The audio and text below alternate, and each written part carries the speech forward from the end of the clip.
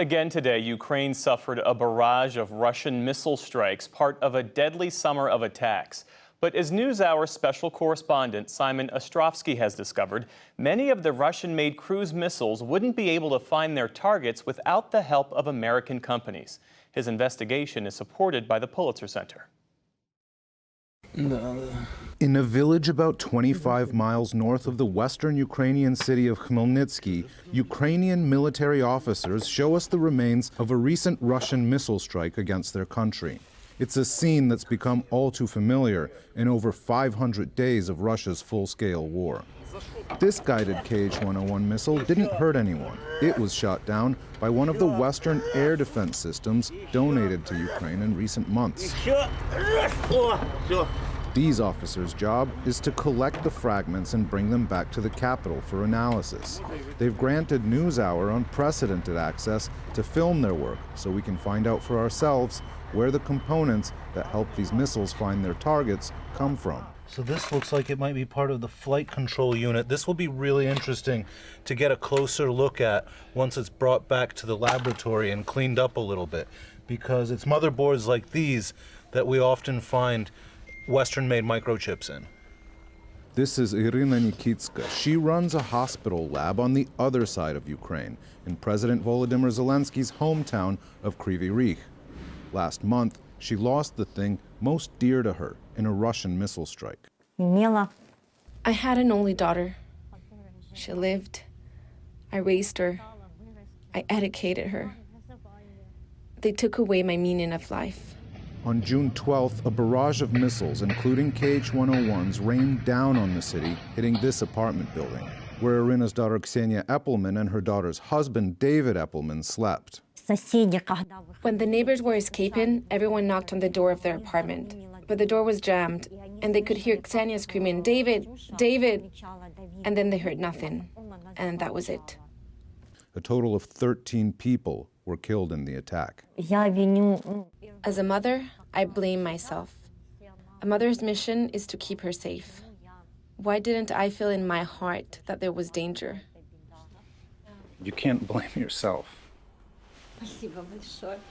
Russia's ability to fire long-range missiles at Ukraine has brought the terror of war to cities far from fighting, regularly triggering air raid sirens that shake the calm of otherwise peaceful cities. One of the most commonly used is the airplane-launched Kh-101, designed originally by Russian aerospace firm MKB Raduga to carry tactical nukes, but now fitted with a conventional warhead and an upgraded guidance system. When Russia fires the Kh-101s at densely populated cities like Kryvyi Rih, it may be committing a war crime. But does blame for such attacks end there? Ukrainian officials increasingly believe the companies whose components are being found in numerous Russian missiles need to be held to account too. This is the factory identifier. The 315 is characteristic of Kh-101s. We're at a secret location in Kyiv where technicians analyze weapons recovered from the battlefield. The fragments from the Kh-101 that crashed in Khmelnytsky have been brought here. They've cut the flight control unit out of this section, and we're going to take a look at what they found inside.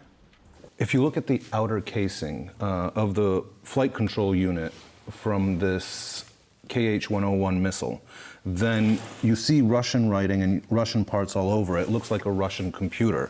But once you open it up and start looking at the motherboards that are hidden inside, put it underneath the electronic microscope, then you start to see what the brains of this machine are actually made of. And it's full of American components. If we look here, we see imported components and not a single domestically made one.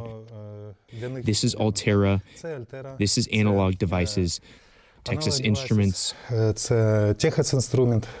this instrument alone, we found products made by 5 American companies, the most recently manufactured of which is this Xilinx Spartan 6 microchip made by Santa Clara, California-based AMD in 2020.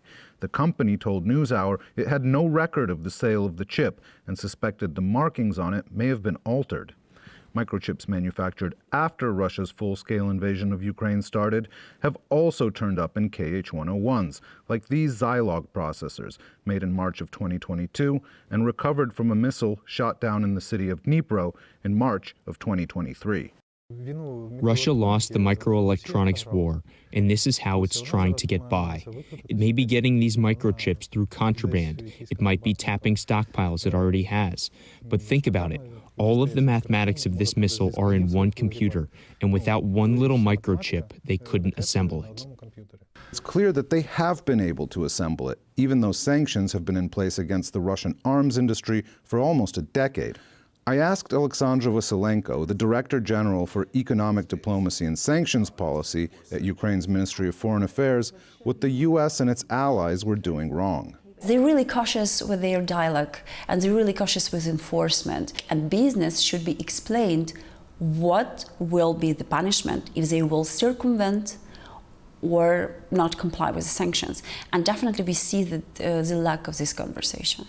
James Byrne, a director at the Royal United Services Institute in London and one of the authors of a report on the Russian defense industry's reliance on imported semiconductors, echoed the Ukrainian view that there was little obvious enforcement of Russia sanctions.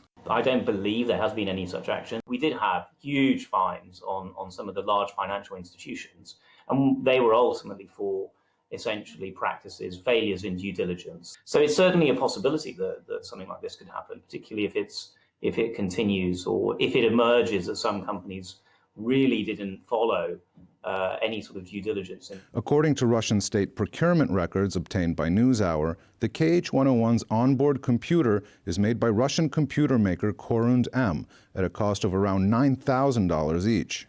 Korund M. Надежность в любых условиях. Moscow's Central Research Institute of Automation and Hydraulics purchased 20 of the units in 2019. The Central Research Institute of Automation and Hydraulics is a leading company in Russia in the field of air and ground-launched cruise missile manufacturing. We sent pictures of the microchips we found to their American manufacturers to ask them who they were sold to in order to try to expose Korund M's supply chain. But none of the companies were willing or able to provide the information. At Texas Instruments, we're much more than one of the world's leading semiconductor providers. This isn't entirely surprising. American technology giant Texas Instruments, whose components are turning up in multiple weapons platforms used by Russia, including the missile we saw, voted down a proposal to report internally on misuse of their company's products at its annual shareholders meeting in April. The board of directors recommends a vote against this proposal. That's Texas Instruments Chairman Rich Templeton. His board of directors recommended to vote against the proposal because of a belief that the company already had a sufficiently robust compliance system in place, and, quote, complete traceability and prevention of product misuse is unachievable. Not only do they not know where their parts are going, it sounds like they don't want to know. Building compliance teams, tracing supply chains can increase the costs and the burden on some of these manufacturers. But I think that really is something that a lot of manufacturers and companies should look very closely at, because these components are still ending up in Russian weapons platforms. Texas Instruments told NewsHour it complies with the law and doesn't support or condone the use of its products in, quote, applications for which they weren't designed. In the meantime, Irina consoles herself with the thought that accountability will eventually come to the people who made the missile that killed her daughter. The people who do this, they must understand that innocent people are killed by the missiles they make. No, I'm not filled with hate. I just believe that people who bring evil will get what they deserve. Not everyone in Ukraine is as patient as Irina. Demands for companies to take more responsibility and the U.S. authorities to go after those that don't are only going to grow louder as the civilian death toll grows bigger. For the PBS NewsHour, I'm Simon Ostrovsky in Kryvyi Rih, Ukraine.